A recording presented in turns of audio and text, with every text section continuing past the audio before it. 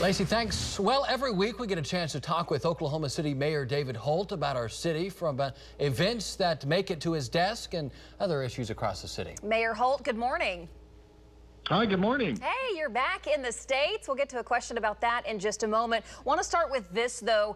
The Department of Justice announcing it's now looking into whether the state, city, and OCPD broke federal law with how it responds to mental health calls. First off, your reaction to that investigation, sir. Yeah, so this is something they've done in a number of other cities.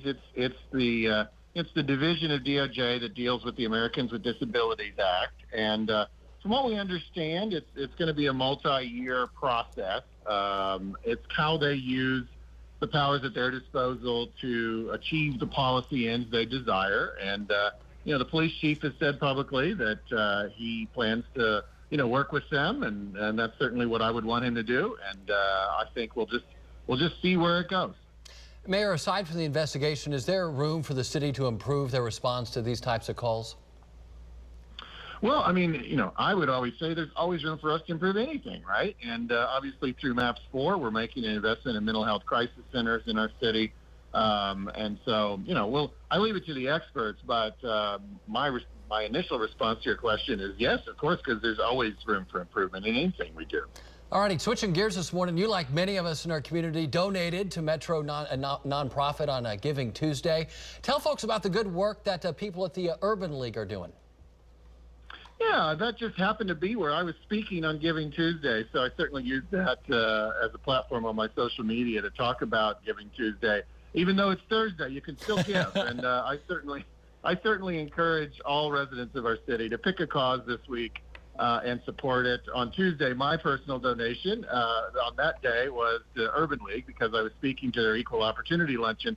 Urban League does some great work, especially in Northeast Oklahoma City, and especially with our city's African American community in many different areas. But the theme of Tuesday's lunch being about equal opportunity certainly captures what they do. They're trying to make sure that everybody in our city has an equal opportunity to succeed, and I certainly commend them for that work. They do great work at the Urban League. Okay, finally, you are back home this morning. You actually got to fly to Qatar to watch the U.S. men's national team in the World Cup. What was that like, Mayor?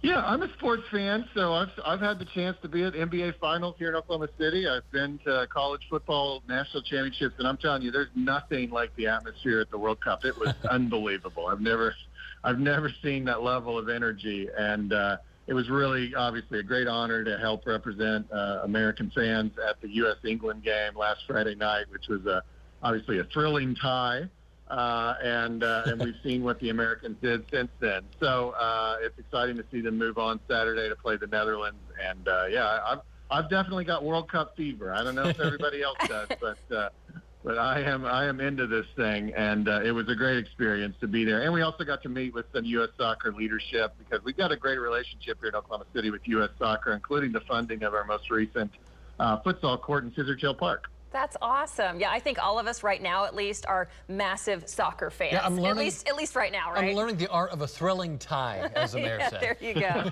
Mayor, thanks for chatting with us. We appreciate it. All right, take care. Have a great day. You too. All right, back after this. Stay with us.